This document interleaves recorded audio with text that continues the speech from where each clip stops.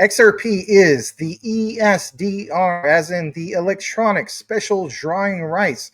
This is an ongoing series that we've done, myself on my own, Jesse on his own, and even with Smoke on a collaboration. We will not stop talking about this subject. Consider smashing that like. We're going to get into it with Jesse of Apex Crypto Consulting, or I should say Insights. Sorry, it's Insights now. We're going to get into this and why it matters to you. So big shout out with thanks to Professor Ripple Effect. Let's pull this up. And if you hear interjections from Jesse, it's not an interruption. I like him to interject key things that he thinks needs to be mentioned immediately. So let's pull this up. And basically, this is from Professor Ripple Effect. And he points out these key things. So for one, let's highlight this. The XRPL architecture fulfills every technical and operational standard required by the IMF / Bank for International Settlements definitions of a reserve grade asset. To support this, I provide side-by-side comparison documentation from both the BIS and the IMF and assess their requirements against the XRPL criteria. Number one, IMF, what defines a reserve asset? IMF BPM6. 6.64 primary source. Reserve assets are those external assets readily available to and controlled by monetary authorities for balance of payments, financing, FX intervention, or related purposes. That's from the IMF BPM6 manual. You can look it up if you choose to do so. And then there's this part, XRPL proof white paper. Quote, once consensus is reached, the current ledger is considered closed. The last closed ledger maintained by all nodes will be identical on page 3. This part about consensus achieved every few seconds on page 3. Quote, fast and low cost global payment network, page 7. Externally usable, instantly settled, and controllable digital asset equals reserve asset functionality. And number 2, the Bank for International Settlements, FMI standards, PFMI, states the following back in 2012. The BIS, CPMI, IOSCO, PFMI, and it says here FMIs must ensure finality, operational resilience, governance, integrity, and fault tolerance.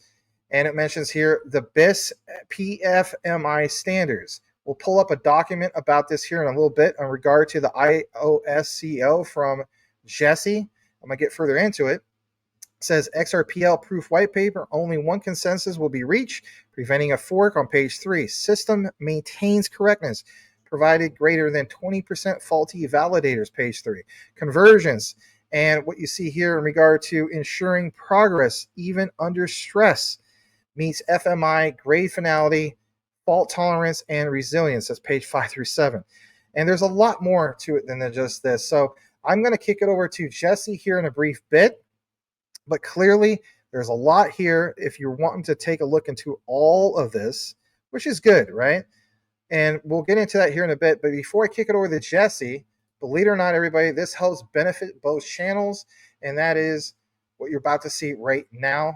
And again, stick around because you're definitely going to want to hear Jesse's key analysis on all of it. So we'll be back right after these messages. Hey my friend, if you're a day trader or pro, BTCC Exchange will be a game changer for you. BTCC Exchange is one of the world's most preferred and trusted crypto exchanges for day traders and pros, tailored for high volume futures and scalping. Founded in 2011, it's the longest running platform with 0 hacks, licenses in the US, Canada, EU, and more. It's a dream for traders. Top 5 on CoinMarketCap for derivatives, unmatched liquidity, rock bottom fees, advanced order types like TWAP and iceberg orders, plus API for algo trading. They also have one of the most user-friendly copy and leverage trading platforms in the world. Join over 600,000 traders, compounding daily scalps into explosive returns. If you're not using BTCC for your day trading, you're seriously missing out. Use my BTCC referral link on the screen, in the description, or in the pinned comment, or scan the barcode on the top right of the screen for up to 11,000 USDT rewards, up to 10% bonus on your first deposit via referral link, easy $50 minimum, and 30-day trading to unlock the bonus, up to 50% off fees and VIP perks like priority support. Leverage and copy trading is risky, so only use what you can afford to lose, or seriously don't do it at all. I launched this YouTube channel to share crucial crypto insights, not to see you make reckless moves and lose your hard-earned money. Testimonials are paraphrased for clarity from real BTCC trader reviews. See description for sources. Never keep all your crypto on exchanges. Use reputable hardware wallets. Links below. Now let's get back to the video. All right, welcome back. So with that said, Jesse Do you want to get into that document? I have it primed and ready to go, or do you want to do a reaction real quick in regard to what Professor I'll Ripple do Effect I'll shared? do a redaction real quick. I mean, Sure. I won't even touch all the points, but they were all describing XRP, right? They talked. I'm just looking at my notes here. So they talked about FX intervention. So in order for it to be a global stablecoin or ESDR, sorry, it has to have FX intervention. So it has to be involved in foreign exchange, FX, right? What is XRP? It's FX. It's going from one type of asset to another. You're going from one currency to another. Fast and low payments, fast and low cost payments. What is XRP? It's fast and it's low cost. Stellar does the same as well in regards to that. Then they talked about the BIS, the IOSCO, and the financial markets infrastructure, the PFMI, payments financial markets infrastructure, 2012. This is a 2012 literally standards, and so the payments and financial markets infrastructure, they have a cross-border interoperability task force with the BIS. That's the central banks for all central banks, and the only blockchain company on that steering committee is Ripple. And then you have also Finality as well that is related to um, blockchain. But personally, myself personally, I believe that Finality uses XRP. But the only blockchain company for cross-border instant that infrastructure, everything, literally there is, in my opinion, Ripple. And again, that's the task force for the payments and financial market infrastructure. So the cross-border payments interoperability task force for the central banks of all central banks, Ripple is on there. And what else? Talked about digital money. So again, it was all what Ripple does, all describing Ripple, right? So, and it talked about global stablecoin, and I think this is the document we're going to go into right now. I did deep dive on this, so describing this private company creating a global stablecoin. It's unreal. Like it's just by this, people won't. Anyways, go ahead, Max. Continue because don't want to make the video 8 hours. Go, you can proceed, my friend. We'll look at the Well, no next. problem. So the thing I want to just put emphasis on real quick, I want to share this first again. We're going to pull this up from Professor Ripple Effect. So he touched basis on this just briefly about this topic of what Jesse just mentioned. So for one, the whole idea of number two, BIS FMI standards, PFMI. Jesse just briefly mentioned that. BIS CPMI, IOSCO, PFMI. FMIs must ensure finality, operational resilience, governance, integrity, and fault tolerance according to BIS standards. Now, watch this. This is from Jesse's research. And with that said, Jesse, here it is. I've shared actually a little bit of this before. OICU-IOSCO. Now, what is the key area that you would like to point out with your own research in this document?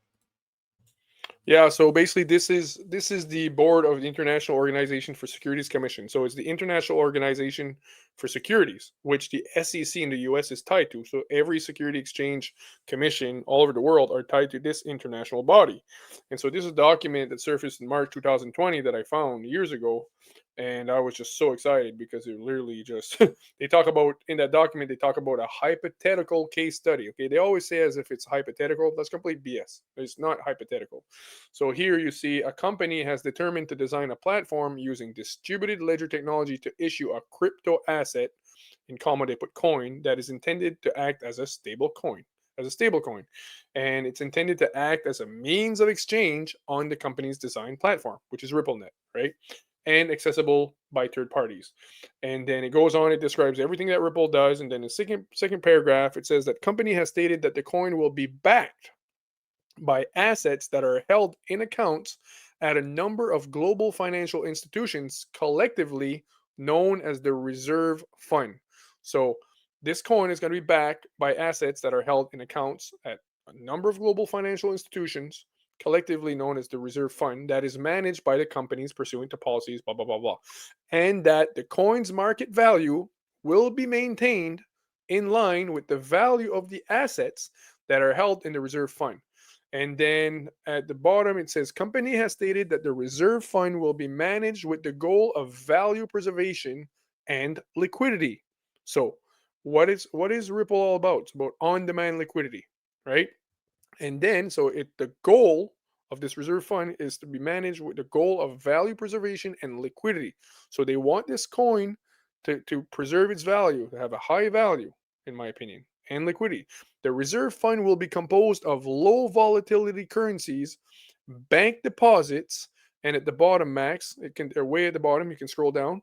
Low volatility currencies, bank deposits, and you can scroll down a bit more, way down, because it continues there, and sovereign debt instruments. So the reserve fund is high liquidity assets, liquid assets. What did it say? Stable value tokens. Anyways, and sovereign debt instruments. Sovereign debt instruments is like 500 trillion. And when it talked about liquid assets, this coin, this global reserve currency, global stablecoin being backed by liquid assets, me and Max did a video just recently, a collaboration where Max showed that literally the Basel III committee is now classified gold as a high quality liquid asset, as a tier one asset. So when this statement here, they're saying this global stablecoin, this new stablecoin, is going to be backed by liquid assets. Gold now falls under that category because of the new Basel III, basically the Basel III classification, the new classification. So anyway, so it says that company expects that the financial instruments held in the reserve fund will be stable and liquid, and the value of which will be reflected in the total value of the outstanding number of coins through the authorized participant mechanism. So authorized participants would be exchanges and liquidity providers, market makers, and so on. So, but again, here, can you go back there, Max? The last tab here. So this is what I want you guys to really notice here. The company expects that the financial instruments held in the reserve fund will be stable and liquid, and the value of which, so the value of all of these of the reserve fund, so all of the assets that are in the reserve fund will be reflected in the total value of the outstanding number of coins. So the all the assets in this reserve fund is equal to the market cap or equal to the value of this token. So if you have 100 billion token in circulation, you take 100 billion of those tokens, multiply it by the value of the token. This is going to give you the value of what's in the reserve fund. And keep in mind, guys, the reserve fund is literally is comprised of high liquid assets. Like I said, gold falls under that category now because of the Basel III.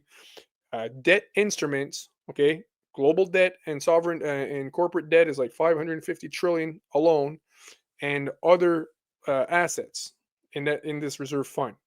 And all of these, like I said, I can't emphasize this enough. All of these would be equal to the value of all the tokens in circulation. So that's where, oh my goodness, guys, oh my goodness. And so this is coming from, they're talking about global stablecoins, and this document was actually talking about a global stablecoin. A global stablecoin initiatives was the title of the document, and it was saying how in order to be classified as a global stablecoin, it needs to be used as a medium of exchange. It needs to have a cross-border global footprint, global adoption, so on and so forth. Described Ripple and Stellar a bit to the T. So. Well, here's the thing. So Professor Ripple Effect, remember how you just mentioned the whole thing about global stablecoins? He actually, gets into what you're talking about. I want to pull this up because it complements what you just said, Jesse. Let's pull this up. This is again from the professor. And what do we have? He says right here, the whole thing of these global stablecoins, right? Number 3, BIS, FSB, digital money, and global stablecoins. And what about IMF? IMF FSB synthesis paper. Sound like you want to chime in? Go ahead. No, I'm Okay, good. Sorry, I I thought have you to were. mute myself. Oh, it's okay. All right, so what you see here, digital assets must enable interoperable, low-cost cross-border settlement under robust governance. So again, IMF. Now, we're going to inject a little bit more about the IMF, but I do want to read this. Great findings. You may think this is a lot of just academic jargon. In reality, it's not. But number 4, IMF currency versus reserve layer. IMF distinction, reserve assets equal legal tender of currencies. They are supporting assets held by central banks. For example, gold, back to what Jesse was talking about with gold, right? And SDRs. So let's get into Just one that sec, in a bit. Max. Yeah, That's just fine. one Go ahead. sec. Yeah. Right here, reserve assets, I think it says does not equal. There's a little bar across from it. So it says a reserve asset, and correct me if I'm wrong here, but this is how I'm reading it. A reserve asset, a IMF distinction, a reserve asset does not equal legal tender currencies. Instead, they are supporting assets held by central banks. So they give an example of a reserve asset here, okay? And it's saying that they are supporting assets held by central banks. So they support, uh, so they give example of what a reserve asset is. And I think that's what they're doing here. And they give the example of gold and the SDRs, special drawing rights, right? So why? Because XRP is two things. People need to understand. It's the new special drawing rights, electronic SDR, and it's also a global stablecoin at the same time. Because if you look at a world currency, technically that's what it is. The US dollar used to be technically a global stablecoin. I mean, it was pegged to gold. It was backed by gold. It was stable to gold. So XRP is a global stablecoin, and it's also the new eSDR at the same time, special drawing rights of the MI. So that's just what I want to add there, Max. Sorry. No, no need to be sorry. I just think what you mentioned is very complimentary, and it's good to point that out. Now, what we want to get into again is establish that XRP is the eSDR. Now, watch this. I've been saving this for a while for when Jesse comes back on, and here he is. So, for one, let's share this and let's pull it back up on the screen. All right, so I said this. I've had Jesse on the show, Smoke on the show numerous times, and I pointed out exclusively on X. I said a while back, basically on October 29th, I said Smoke and Jesse were right all along. This just further solidifies the findings that XRP is the eSDR. Full deep dive here. Now, I'll try to give you guys the full deep dive to that, but I want you to listen to this because this was a real key area that I found on my own from the IMF official YouTube page. I dug deep into that transcript. This is CSO Town Hall at the time with IMF Managing Director Kristalina Georgieva. Okay, so we're going to play this, and if anything, this is 3 minutes and 40 seconds, and we'll get Jesse's key takeaway on this here in a bit. Here we go. What do we have here? Well, for one, it's the IMF, their official YouTube page, CSO Town Hall with IMF Managing Director Kristalina Georgieva. Listen to this because she's going to specifically mention some real juicy info to pound home everything you heard from Smoke, Jesse, and myself about Ripple. Yes, Ripple. The terminology matches up when it comes to this whole thing of these special drawing rights. We're going to play about roughly 1, 2, 3, 4 key segments, maybe 5. Listen to it for yourself. Very, very profound. This might be the main highlight of this video. Stick to the end. It'll be worth your while. And if I haven't earned your like, I get it. I will. Let's get right into it. Let's play this. Here we go. We have expanded significantly concessional capacity of the fund, and we will continue to work on getting our well-off members to give us a chance to use temporarily their SDRs to on-lend on concessional terms to those who need it. FB doing to promote this greater use? Could the IMF be more forceful making the analytical case to show the need for a new issuance? Also, there are no technical limitations for advanced economies to use SDRs to replenish the CCRT. Could the IMF just, in the same way that it's encouraging members to use SDRs to replenish the PRGT, also encourage them to use SDRs that they are not using to replenish the CCRT, and then the CCRT could actually provide relief to more than the 29 countries that it is currently supporting. Thank you very much. Got a little bit more here. Continue to listen to this. It gets really, really good. Let's pull this up as well. For emerging economies, developing countries. And at that time, in March, actually, I put forward a proposal for a new SDR allocation. We're going to pause there for a second. A new SDR allocation. Who would solve that problem? Are you really going to go back to the late 1960s and just do it all over again? No, you didn't have technology. So this new SDR, it has to be Ripple. And we have cited this in our research. And again, I can't explain all in this one video, it'll be too long. But I'll also link you up to those end screen cards where you can watch and learn that for yourself, especially if you're new to this channel. Let's play a little bit more about this. I think it's so crucial. A little bit more from Kristalina Georgieva, the head honcha over at the IMF. Here we go. Somewhat different situation in which, for majority of countries with good fundamentals, markets are open, they function. So that major central banks have opened up swap lines. This is easing the pressure that otherwise would have been very, very strong for new SDR allocation to be done very rapidly. New SDR allocation to be done rapidly, citing what's going on with the central banks and so on. Ladies and gentlemen, you literally see what's going to be happening right before your eyes, bringing you the receipts, the key highlights, because I realize people aren't going to sit there and listen to this for 5 hours and so on. That's why I went through the transcript and got this for you.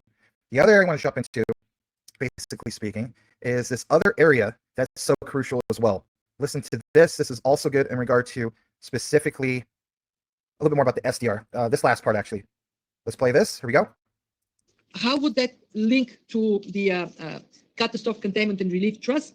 We actually haven't been thinking about that, because for the trust we need grants, and SDRs, they're loan, they cannot be granted. But it is an interesting idea to see whether we can do something in that universe, and I certainly would follow up on it. Okay, Jesse. Jesse, I've been waiting for a while to really get your analysis on this. I've actually had some people in the comments saying, hey, I can't wait for Jesse to chime in on this. So by all means, bro, take it away, sir. I'm going to go back to something I showed, and people that have watched all my videos have seen this. But in 1988, a lot of people missed this, okay? We see The Economist magazine talking about, get ready for a new world currency, the rising phoenix, that's rising from the ashes. And it's saying that by 2018, this new world currency would come on the scene. So everybody talks about the front of the article of The Economist magazine, but nobody ever talks about what the article actually said in detail. And when you study that article to see what it talked about, it literally talks about, they have new technology. It says that they have new technologies. This is 1988. Okay, you're talking 37 years ago. They're talking about how they have new technologies on the horizon that would allow them to create a new world currency that will help with global trade, FX, and liquidity, which is exactly what Ripple does. And they said that the article argued that they should be able to implement this, and this new world currency would come on the scene by, let's say, 2018, roughly. Okay, but keep in mind, this new world currency is going to help with global liquidity, trade, and the FX market, exactly what Ripple does. Because the article in a very subtle way argued that, the best institution to manage this currency would be the IMF, because the IMF had experience with the SDR, because this currency is identical to the SDR. The reason they did that is because the SDR was not successful. So technically what they're doing here is they're redoing the SDR. And the year after is when David Schwartz gets the patent on distributed computer system, which is literally distributed ledger technology. And then we see three-letter agency again, most powerful three-letter. He worked for the most powerful three-letter agency in the world at the time. A few years later, same agency produces a paper called Cryptography: How to Create a Mint. And then a few years after that, they create what's called the SHA-256, which is literally the technology. Same intelligence agency creates SHA-256, which is the underlying infrastructure for Bitcoin technology. It's literally the consensus, the proof of work mechanism, everything is SHA-256. You can Google it, search it. And so anyway, fast forward to 2022, 2021, literally Miguel Viaz, I think it's Diaz or Viaz. I always thought it's Viaz last name. But anyways, he was at the CME group, went to Ripple. He's no longer with them now. He's literally being interviewed by Thinking Crypto. And he says, they asked him, Thinking Crypto, I think it was, he asked him, says, so what are you guys planning to do with the 50 billion escrow? Because at the time it was 50 billion they had in escrow. What are you guys planning to do with the escrow? What do you think you guys do? And I think this is why he left Ripple, because he says, well, the escrow, I don't think we would ever sell whole escrow. To me, I think I see us kind of I see Ripple, like us. He's saying us because he's at Ripple at the time. He's saying, I think I see us as more maybe a lender of last resort. And he says, I know that's kind of sounds crazy, sounds weird or strange. I'm paraphrasing here, okay? It's not word for word, but technically almost word for word. It says, that'd be strange for a private company to be like a lender of last resort. So maybe something would have to change structurally. I'm not sure. Or maybe we could give our escrow to somebody else, like another institution, and they could become like they could be like the lender of last resort. My friend, the only lender of last resort on planet Earth is the IMF. Okay, so I'm telling you, the XRP is the new special drawing rights of the IMF. It's the eSDR, and it's also doing what's called. It's also it's the new Bretton Woods 3.0, also known as the digital Bretton Woods, and it's also a global stablecoin at the same time. Yeah. So, anyways, that's what I see here. She's literally again saying, confirming what we've been saying, right? So there is, my friends, if we're wrong, okay, if the IMF, if the XRP is not the new special drawing rights, the eSDR and a global stablecoin, I fully give you permission, and I encourage you, literally in the future, if you don't see this happen, you can insult me from head to toe in the comments for the rest of my life if I'm wrong. I know it's the SDR. I know it's the new SDR. There is no and if or buts. There's too much evidence. We've confirmed it in every single angle. Me, Max, Professor Ripple, literally Smoke. What's this guy's name? Gotta give him credit. What's his name? Anyways, I forgot his name. Mr. Man. Man, this guy. So yeah, but that's what I see there, buddy. She's confirming exactly what we've been saying. Yeah, 100%. In a future video, not necessarily tomorrow's video, because I did have one on the Patreon that was exclusive. I'll do a public one that gets more into what Jesse's talking about on Ripple truly being the lender of last resort. It'll feature a clipping from Professor Sarah Payne, who literally mentions word by word lender of last resort. Yeah. Okay. Were you gonna scroll? If you scroll down on that post of Professor, you scroll way down, you see the XRP ledger, and they say how their goal, they literally wrote it in the interledger protocol. Their goal was to create a new world currency. Were we gonna show that in another collab, or do you want to show that right now, real quick? No, we're gonna show that in another collab, which is fine. Yeah, it's just there's so many things, and we don't want these videos to go too super long. So, again, guys, if anything, a little cliffhanger, keep you on the hook. And we do appreciate you guys tuning in. So simply type in this key 4 letters into the comments if you listen to the entire outline. And that is eSDR, as in electronic special drawing rights. So the saying goes, know what you have, know why you hold it. The research trumps FUD 110%. On behalf of myself and Jesse, may the Lord Jesus bless you all. We truly mean that. We'll see you on the next one. Over and out. See you guys. After these messages, we'll be right back. I have many friends that are earning every single day trading futures on BTCC. It's a simple process, and even if you don't want to learn how to trade, you could follow a trader on the site and let him do the trading for you. And again, I'm not trying to have any of you guys use your hard-earned money to lose anything. You don't know what you're doing? Don't jump into this, but there is money to be made, and don't use your nest egg for leverage trading. Use a separate portfolio. But I suggest learn how to trade. Earn you some extra money on BTCC. It's easy. You don't have to KYC, and you don't have to use a virtual private network VPN. This is a wonderful site. They've been around since 2011. Give them a shot. Also, when you earn that extra money, you can store that on your Decent wallet. The Decent wallet was not affected by the XRPL debacle, where the backdoor of many wallets was open and there was a breach. So Decent wallet was not affected by that. Decent wallet is as safe as you keep your seed phrase. It's a wonderful product, and you can get the discount by using the link. It's the only way to get the affiliate discount, and that is to use an affiliate link. So that link is popping up on the upper right side of your screen, and it is the one that you will use. You will also get free shipping. Pick you up a Decent wallet today. Secure your assets. If you don't have them stored in a wallet and sitting on an exchange, then you're at risk. So pick you one up today. Thank you.